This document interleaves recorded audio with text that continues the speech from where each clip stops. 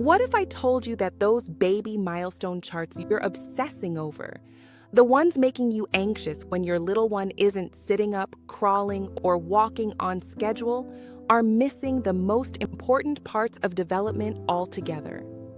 I've observed over 100 babies in my career as a pediatric specialist and raised 3 of my own. And I'm going to share what actually matters in those first 2 years that no chart will ever show you. Hi, I'm Sarah. On my channel, I usually share practical baby care tips with a Caribbean warmth, but today I'm getting real about something that causes too many parents unnecessary worry. You know the feeling. You're at the doctor's office, and they ask if your baby is doing this or that yet. Or worse, you're scrolling through social media watching babies younger than yours already walking, talking, or seemingly solving algebraic equations. And suddenly that voice creeps in. Is something wrong with my baby? Are they behind? Am I doing something wrong? I used to feel this way too. With my first child, Aiden, I nearly drove myself crazy checking off milestone lists. He wasn't rolling over at 4 months like the chart said he should. Meanwhile, my neighbor's baby was already rolling both ways. I spent weeks placing toys just out of reach, trying to entice him to roll. I'd wake up in the middle of the night worrying about his development. Then something interesting happened. By 8 months, that same child who was delayed in rolling was already standing and cruising, weeks before the milestone chart said he should. And my neighbor's early roller? She took her sweet time with walking. That's when I started to notice something that 15 years of watching babies develop has confirmed. Development isn't linear. It's more like a beautiful, chaotic dance where each baby choreographs their own unique moves. 100 babies later. Here's what I know for sure. Babies are like scientists. They're not hitting milestones randomly. They're deeply focused on mastering whatever skills fascinate them most at the moment. Some babies are captivated by language and communication. They might be slower to crawl because they're investing all their energy in understanding words and making sounds. Take little Zara, a baby I worked with who barely moved until 10 months. Her mother was beside herself with worry. But what was Zara doing instead? Listening, observing, making intense eye contact, babbling with perfect conversational timing.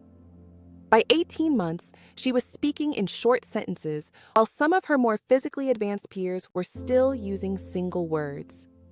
Then there was Marcus, who completely skipped crawling. His parents brought him in concerned about this missed milestone. 6 weeks later, he stood up and walked without ever having crawled a day in his life. His brain simply found a different pathway to mobility. What I've learned is that babies have development preferences, areas they're drawn to master first. Some are movers, focused on physical skills and exploring space. Some are communicators, building language and social connections. Some are thinkers, working on understanding how objects and their world function. Some are feelers, deeply attuned to emotional experiences and relationships. Your baby isn't behind if they're focusing their developmental energy in areas that aren't being measured at their latest checkup. There's something else charts miss entirely: the invisible milestones that are actually the foundation for all future development. These are the ones I've come to value most after watching so many babies grow, like the first time your baby calms themselves when upset, maybe by finding their thumb or turning to look at something interesting. That self-regulation is more meaningful for their brain development than when they first crawled. Or when your baby looks where you're pointing. That shared attention is the foundation of all social learning. Or that beautiful moment when they realize they can make something happen, like kicking a mobile and watching it move. That sense of cause and effect is the beginning of their understanding that they can impact their world. In my homeland, we have a saying: every fruit ripens in its own time. My grandmother used to tell me this when I was impatient about anything, and it applies perfectly to babies. I once tracked 20 babies from our neighborhood from birth to age 5. The ones who walked late were indistinguishable from the early walkers by kindergarten. The ones who talked early didn't necessarily have larger vocabularies by age 4 than the late talkers. What did matter? The relationship between caregiver and child, the back and forth interactions, the sense of security, the freedom to explore safely, the joy in learning. These were the factors that predicted how children thrived, not when they hit specific motor or language milestones. So what should you be focusing on instead of milestone anxiety? Connection. Those delicious back and forth moments where you talk, your baby coos, you respond, they respond back. That's brain-building gold. Responsiveness. Noticing what interests your baby and expanding on it. If they're fascinated by the ceiling fan, talk about spinning, motion, looking up and down. Security. Being that safe home base they can return to between adventures. Exploration. Creating rich, varied experiences without overstimulation. A walk outside offers more developmental nutrition than any fancy toy. And perhaps most importantly, joy.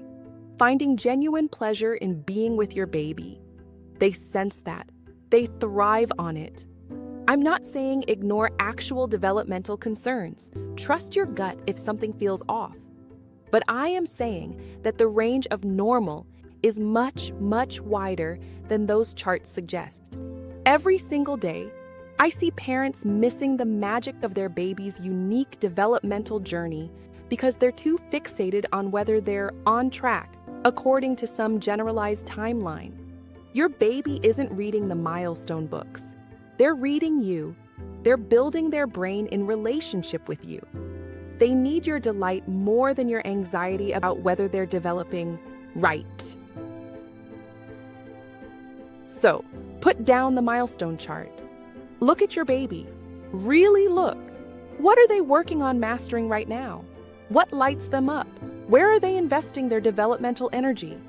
That's their current milestone. Remember this, development is not a race. There's no prize for the first walker or earliest talker. The prize is in the journey itself, the magnificent unfolding of a human being who will always develop on their own unique timeline. If you found this helpful and want more detail on recognizing and supporting those invisible but crucial milestones, I've created a free developmental guide that goes beyond the charts. You'll find the link in the description below. It breaks down what really matters month by month in your baby's first 2 years. Much love to you and your little one. Trust the journey.